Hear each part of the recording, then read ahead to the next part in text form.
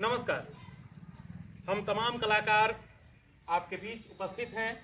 ये तमाम कलाकार द स्ट्रगलर्स के कलाकार हैं और आप तमाम सुधी दर्शकों का हमारी टीम द स्ट्रगलर्स पटना स्वागत करती है। जैसा कि आप लोग जानते हैं कि भारत रंग महोत्सव जो कि पूरे भारत के 12 शहरों में आयोजन किया जा रहा है, इसका भारत रंग महोत्सव का राष्ट्रीय नाट्य विद्यालय नई दिल्ली के द्वारा ये कार्यक्रम जनवरी 28 से लेकर के फरवरी 16 तक चलाया जा रहा है, जिसमें तमाम कलाकार अपनी अपनी प्रस्तुति दे रहे हैं और इस आयोजन को भव्य बना रहे हैं।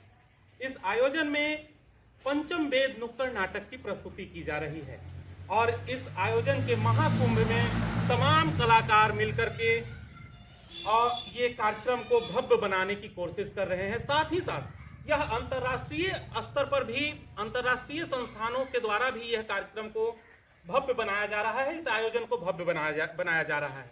श्रीलंका के कोलंबो में और नेपाल के काठमांडू में इस कार्यक्रम को भारत रंग महोत्सव को किया जा रहा है नुक्कड़ नाटक पंचम वेद के माध्यम से, और तमाम कलाकार इसमें मिलजुल करके अपना अपना सहयोग दे रहे हैं, अपनी अपनी प्रस्तुति कर रहे हैं। साथ में हमारी टीम द स्ट्रगलर्स पटना की टीम भी इस कार्यक्रम में जुड़ी हुई है और अपनी प्रस्तुति देने जा रही है। हम तमाम कलाकार द स्ट्रगलर्स पटना के कलाकार हैं जो कि आप लोगों के बीच ये प्रस्तुति देने जा रहे हैं नुक्कड़ नाटक पंचम वेद की प्रस्तुति। हमारा ये कार्यक्रम बहुत पहले से हम तमाम कलाकार करते रहे हैं, लेकिन आज पंचम वेद नुक्कड़ नाटक आप लोगों के बीच प्रस्तुत कर रहे हैं। तो लीजिए, प्रस्तुत है हमारा नुक्कड़ नाटक द स्ट्रगलर्स पटना की ओर से पंचम वेद।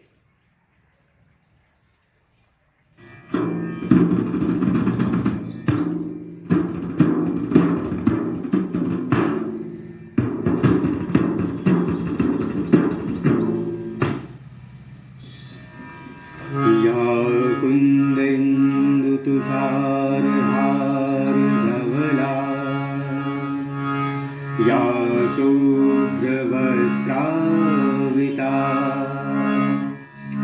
या वीणावरदण्डमण्डितकरा या श्वेतपद्मासना या ब्रह्माच्युतशङ्करप्रभृतिभिः देवैः सदा वन्दिता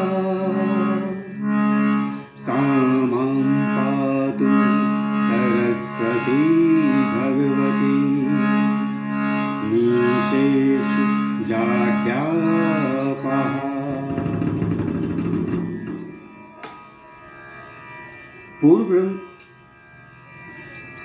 पूर्व रंग समाप्त हो गया है।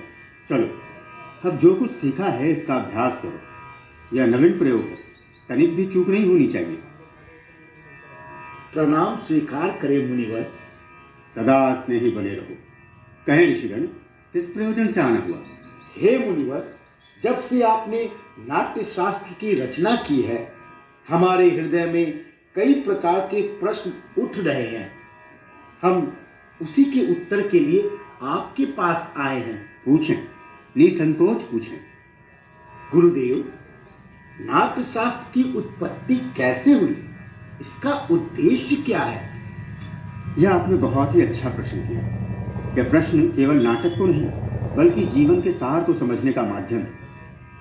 जब त्रेता युग में मनुष्य काम लोभ के वशीभूत होकर अधर्म और संघर्ष की ओर बढ़ने लगा, तब इंद्र ने ब्रह्मा जी से प्रार्थना की कि कोई ऐसा माध्यम हो जिसमें देखना और सुनना एक साथ हो, जिससे मनुष्य धर्म, अर्थ, काम और मोक्ष के मार्ग पर लौट सके। उसी के लिए ब्रह्मा जगत पिता ने नाट्य वेद की उत्पत्ति की, जिसके प्रयोग का शास्त्र नाट्य शास्त्र है। लेकिन गुरुदेव, वेद तो ज्ञान के भंडार है, उसमें जगत का रहस्य छिपा है। वेद अपने आप में इस उद्देश्य की पूर्ति के लिए पर्याप्त थे, फिर ये नया वेद क्यों? इसलिए कि यह समस्त जन के लिए सुलभ हो, सामान्य जन को नाटक के माध्यम से शिक्षा के मार्ग पर, धर्म के मार्ग पर ले जा सके। इसी मंगल उद्देश्य के साथ ब्रह्मा जी ने चारों वेदों को मिलाकर नाट्य वेद की रचना की है। चारों वेदों के तत्व? ये क्या है गुरुदेव? नाटक में ये जो पाठ आप सुन रहे हो,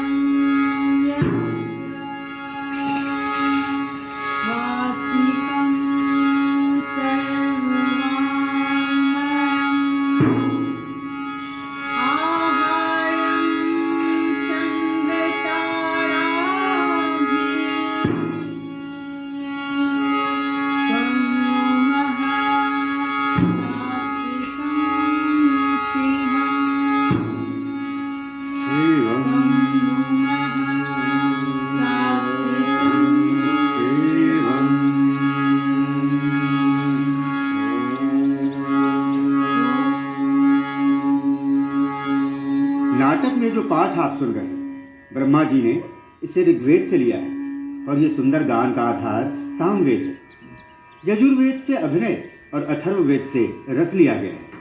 चारों वेदों के अंगों को लेकर नाट्य शास्त्र की उत्पत्ति हुई है। गुरुदेव, तो क्या नाटक केवल देवताओं के लिए बनाया गया है? नहीं नहीं, यही संशय दानवों ने ब्रह्मा के सामने रखा था। तब ब्रह्मा जी ने उत्तर दिया था कि नाट्य शास्त्र तो सबके लिए, यह देवताओं, दानवों और मनुष्यों के समस्त शुभ अशुभ कर्मों को दिखलाने वाला है। इस शास्त्र में तो त्रैलोक्य का अनुकीर्तन है। नाटक तो दुख से, थकावट से और शोक से पीड़ित लोगों को विश्राम देने वाला है। इसमें तो समस्त रस, समस्त भावों, समस्त शास्त्रों, शिल्पों और कार्यों का सन्निवेश है। ऐसा कोई ज्ञान नहीं, कोई कार्य नहीं जो नाट्य में ना दिखे। अद्भुत, अद्भुत! समस्त सृष्टि का समावेश, लौकिक और अलौकिक भी, बहुधर्मी, सारे प्राणियों के भाव की प्रतिनिधि कला। हाँ ऋषिगण, नाट्य को समस्त कलाओं का उद्गम कह सकते हैं, या फिर कह सकते हैं समस्त कलाओं का संगम। मुनिवर, नाट्य कला तो अद्भुत कला है। यह उतनी ही जरूरी है जितना जीवित रहने के लिए सांस लेना। फिर हमारा समाज इसे गंभीरता से क्यों नहीं लेता? कलाकर्म को अनावश्यक क्यों समझता है? हम तो कलाकार हैं, नीति के नियंता नहीं। कलाकर्म करना हमारा धर्म है, हमारे विषय में। हमारी कला के विषय में तो नीति नियंताओं को विचार करना होगा, प्रयोग के साधन और अवसर उपलब्ध कराने होंगे। नाटक केवल कला नहीं है, यह समाज का दर्पण है। यह मानवता को सत्य के मार्ग पर ले जाने का साधन है। रंगमंच जाति, धर्म, भौगोलिक सीमाओं से परे जाकर समग्रता में मानवता की बात करता है। आज भी रंगमंच समाज में विषम परिस्थितियों को दूर कर समाज में समता का भाव लेकर आता है। ये भाव निसंदेह धरती को स्वर्ग बना सकता है। निसंदेह मुनिवर, कला विहीन समाज तो पशुओं का समाज होता है।